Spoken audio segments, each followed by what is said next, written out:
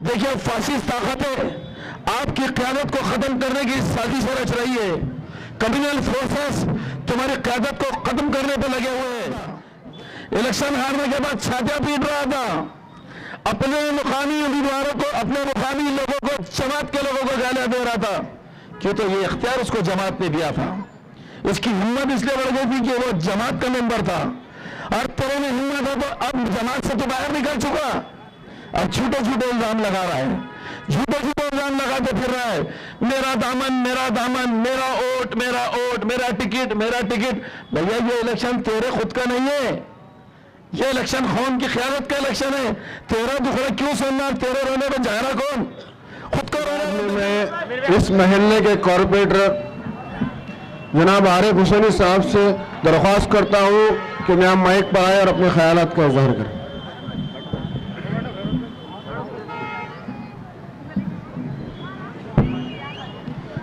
आज के इस प्रोग्राम में मौजूद शाहबाजार के बुजुर्ग हाजी जनाब सैफुल्लाह नवाब साहब और MIM पार्टी के उम्मीदवार आली जनाब सैयद इम्तियाजुद्दीन साहब, डेस्क पर बैठे हुए मुहिब्बान मजलिस और तमाम मौजूद सामीन, अस्सलाम वालेकुम। देखिए, इंतखाबात का ये वक्त आपके सामने आ चुका है। 2024 के असेंबली के इंतखाबात होने जा रहे हैं और इस इंतखाबात के अंदर MIM पार्टी की तरफ से सैयद इम्तियाज जलील साहब को ईस्ट कंस्टिट्यूएंसी से, यानी कि इस हल्के से उम्मीदवारी मिली है। और सैयद इम्तियाज जलील साहब कोई तारीफ के मोहताज नहीं है। आपने देखा होगा कि 2014 से 2019 तक आपने असेंबली के अंदर बेबाकी के साथ में अपनी क़यादत को किया, हमारे दिलों की तर्जुमानी की। उसके बाद 2019 से लेकर तो 2024 तक आपने पार्लियामेंट में हमारे दिलों की बेहतरीन नुमाइंदगी की।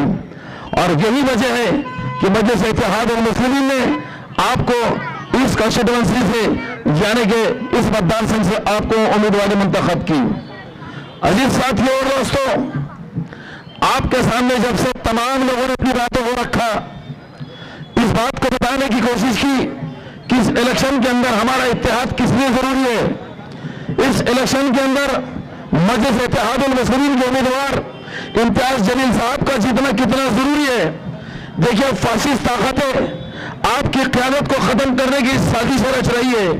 कम्युनल फोर्सेस तुम्हारी क़यादत को खत्म करने पर लगे हुए हैं। याद रखिए, तमाम बुजुर्ग जो यहाँ पर मौजूद है, इनको ये बात बहुत अच्छी तरीके से मालूम होगी कि 1986 के बाद लोगों ने MLA बनने के ख्वाब को छोड़ दिया था, लेकिन ये हिम्मत और जुर्रत किसी ने दिखाई तो 2024 के अंदर सैयद इम्तियाज जलील साहब ने 2014 में दिखाई। उसके बाद अल्लाह तबारक तआला का ये बहुत बड़ा उन पर एहसान रहा कि उसने इम्तियाज जलील साहब को 2014 में MLA बना के हमारे सामने पेश किया। लेकिन उसके बाद मेंबर ऑफ पार्लियामेंट बनने का तो कोई ख्वाबों में सोच नहीं सकता था, लेकिन उसकी हिम्मत और जुर्रत अगर किसी ने दिखाई, उस मैदान में अगर पार्लियामेंट के इलेक्शन के कोई उतरा, पूरी हिम्मत और जुर्रत ने एक नियत के साथ उतरा, तो सैयद इम्तियाज जलील साहब उतरे और लोगों ने वाहियान उनका इस्तकबाल करके भरपूर वोटों से उनका स्वागत किया और अल्लाह तबारक तआला उनको कामयाबी से नवाजा। याद रखो मेरे अजीज साथियों और दोस्तों कि हमने खोई हुई क़यादत को, खोई हुई विरासत को पाया है, और फिर इस बार हमारे ही कुछ चंद दलाल, हमारे ही कुछ लोग हमारी अजीम क़यादत को फिर एक बार नुकसान पहुंचाने के लिए सामने आ रहे हैं। याद रखो 2014 का 19 का वो नजारा, इसी चौबार पे खड़े के कौन क्या बातें कर रहा था। इलेक्शन हारने के बाद छातियां पीट रहा था, अपने मुकामी उम्मीदवारों को, अपने मुकामी लोगों को, जमात के लोगों को गालियां दे रहा था। क्यों? तो ये इख्तियार उसको जमात ने दिया था। उसकी हिम्मत इसलिए बढ़ गई थी कि वो जमात का मेंबर था, और तेरे में हिम्मत है तो अब जमात से तो बाहर निकल चुका, अब झूठे झूठे इल्जाम लगा रहा है, झूठे झूठे इल्जाम लगाते फिर रहा है। मेरा दामन, मेरा दामन, मेरा वोट, मेरा वोट, मेरा टिकट, मेरा टिकट। भैया, ये इलेक्शन तेरे खुद का नहीं है, ये इलेक्शन कौन की क़यादत का इलेक्शन है। तेरा दुखड़ा क्यों सुनना? तेरे रोने में जाएगा कौन? खुद को रोना रहते फिर रहा। देखिए, यहां से 29 उम्मीदवार सामने हैं।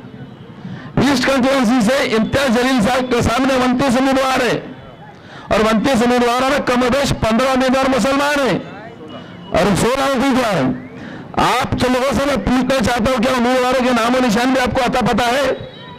पूछो उनसे, जब आपके सामने आएंगे तो किसने आपकी गाड़ियों में पेट्रोल डाला, किसने आपके जेबों के अंदर माल डाला, जो उम्मीदवारी पेश कर दिए, जरा आप भी तो पूछो।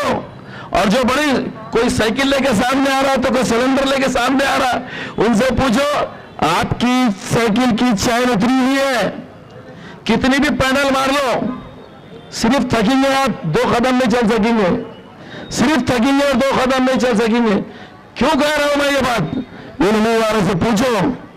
आपने देखा होगा कि जब इम्तियाज जलील साहब को पार्लियामेंट के इलेक्शन के अंदर शिकस्त मिली, उसके बाद हम लोग बहुत हमारी हिम्मतें टूट चुकी थी, हमारे हौसले पस्त हो चुके थे कि अब कैसा होगा आगे। उसके बाद ईद उल जुहा के मौके के टाइम आपने देखा, ईद उल जुहा के मौके के ऊपर कैसी तकलीफें दी जा रही थी। जिंसी पुलिस स्टेशन में कौन आया आपके लिए, आपके फरीजों को अंजाम देने के लिए कौन आया? ये जितने बागड़ बिल्ले आपके सामने खड़े, एक बिलों में छुपके बैठे हुए थे। पूछो उनसे आने के बाद 4 कदम के ऊपर पुलिस स्टेशन तक क्यों नहीं आए?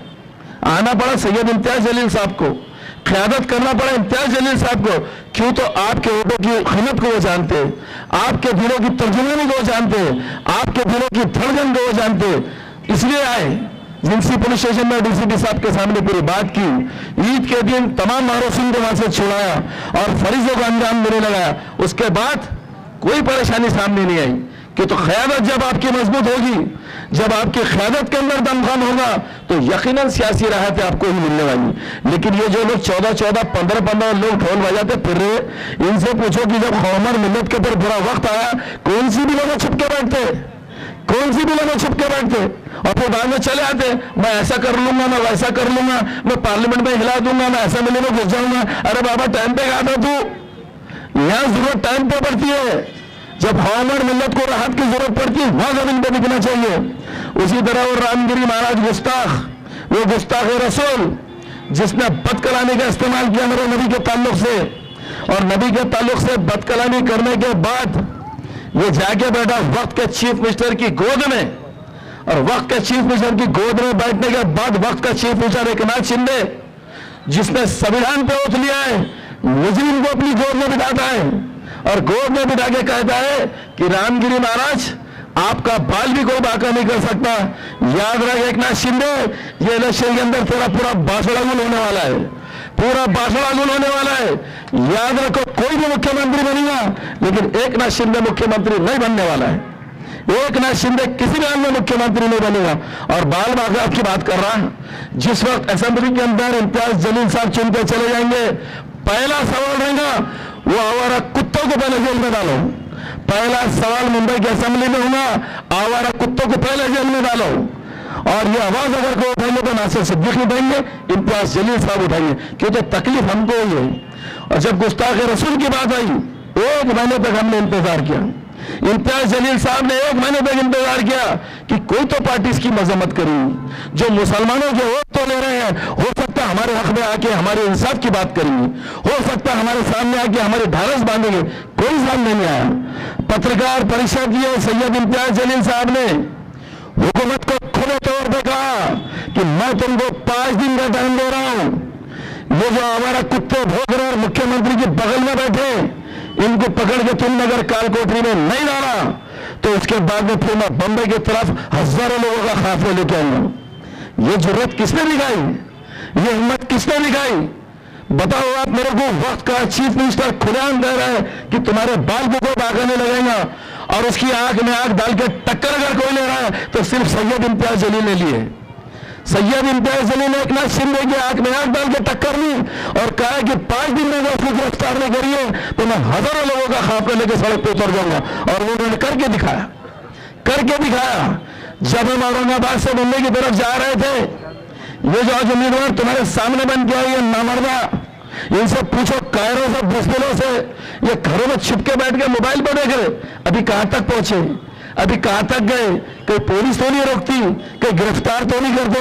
अरे जिनकी नीयत साफ होती है वो मंजिल मकसूद पर पहुंच के दम लेते हैं, वो मंजिल मकसूद पर पहुंच के दम लेते हैं।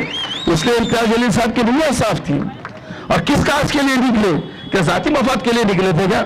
लेकिन मैं साफ तौर पर कहूंगा, इम्तियाज जलील साहब का उम्मत मुस्लिमा पे बहुत बड़ा एहसान है, बहुत बड़ा एहसान है कि उन्होंने उम्मत मुस्लिमा को ऐसा से कमतरी से बाहर निकाला, ऐसा से जुर्म से बाहर निकाला और मुसलमानों को मुत्तहिद होने का दर्ज दिया, मुसलमानों को इत्तेहाद होने का दर्ज दिया। और यहां पर चले आ गए उम्मीदवार, लेकिन वक्त पर आते नहीं। जब टकराने का टाइम आता तो भाग जाते, जब मुकद्दमे में दाखिल होने की बात आती है तो वहां से भाग जाते, जब मुकद्दमे में दाखिल होने की बात आती है वहां से भाग जाते। पूछो इनसे 10 साल तक पार्टी में काम करे, कितने मुकद्दमे उनके ऊपर दाखिल है? इम्तियाज जलील साहब के ऊपर 20 से 22 मुकद्दमे, नासिर सिद्दीकी के 15 से 17 मुकद्दमे, जितने कारपोरेटर 12-15 मुकद्दमे। लेकिन जब कौम से टकराने की बात आती है और कौम को राहत दिलाने की बात आती है, दिनों में छुप जाने वाले लोग, पूछो उनसे लॉकडाउन में कहां थे वो लोग, पूछो उनसे कोरोना काल में कहां थे वो लोग, पूछो उनसे जब कौम और मिल्लत के ऊपर दुश्मन हुई तो कहां थे वो लोग जो आज उम्मीदवारों लेके सामने आ रहे।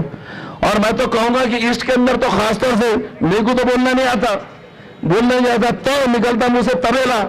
तो भाड़े के टट्टू दिल्ली से लेके आ गए, अब भाड़े के टट्टू दिल्ली से लेके आ गए तो उनको तो औरंगाबाद का कोई ज्ञान है ही नहीं, लगे भोगने की किसी भी। अरे भाई तेरा दुखड़ा क्या है? मैं साफ तौर पर एक बात कह देता हूं और खुले तौर पर कह देता हूं कि जनाब, आपका दुखड़ा, आपका गम सिर्फ आपका तनहा गम है। आप चाह रहे बस मेरे को टिकट मिल जाए, आप चाह रहे मैं आमदार बन जाऊं, आप चाह रहे सब कुछ मैं बन जाऊं। अरे कौम के लिए क्या झक मारेगा? तुमने करे क्या? कौम और मिल्लत के लिए तुमने करे क्या?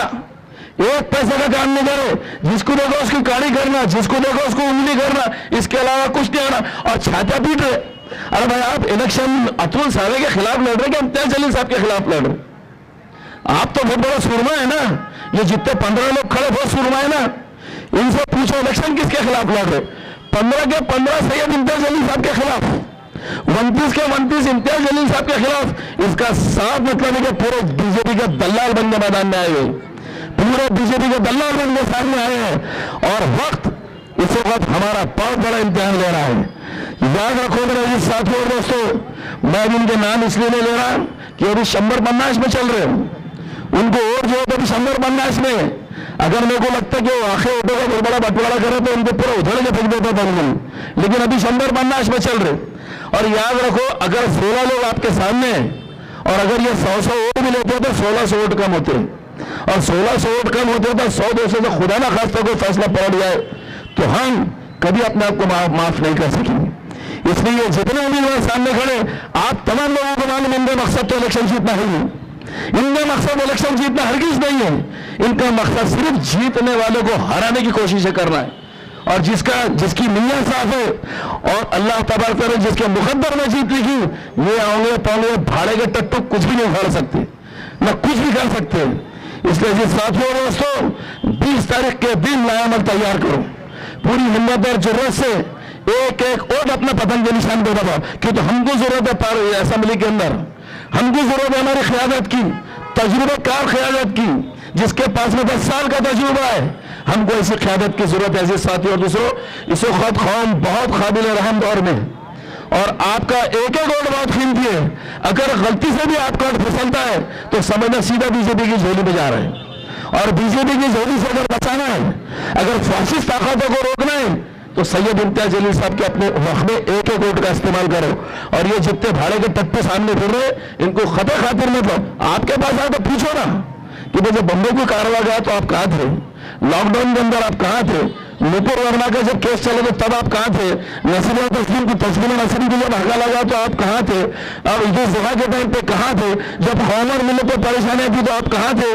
फिर आप किसका बिल्ला डल्ला लेके जेब में तुम उतर गए और कौम के वोट बांटने को आ गए। तो ये तमाम, अगर आपने सवाल करे तो कल से घूमना बंद कर दी। ये तमाम बातें आप तमाम लोगों के सामने रखना बहुत जरूरी थी, क्यों तो बहुत माहौल को खराब करने की कोशिश की जा रही है। और कहीं तो जमीर जिंदा रहना, कहीं तो हमारा जमीर जिंदा रहना कि हम कर क्या रहे हैं। देखिए, कौम और मिल्लत को नुकसान पहुंचाने का जो लोग काम कर रहे हैं ये आपके सामने आ चुके हैं। ये 16 के 16 लोग आपके सामने आ चुके हैं। अच्छी तरीके से उनको जान लो और पहचान लो, और 2 वोट भी इनके हक में जाने मत दो। इंशाअल्लाह कामयाबी आप तमाम लोगों के हमारे सर चूमकर और कदम चूमकर सामने आएंगी। बहुत बहुत शुक्रिया।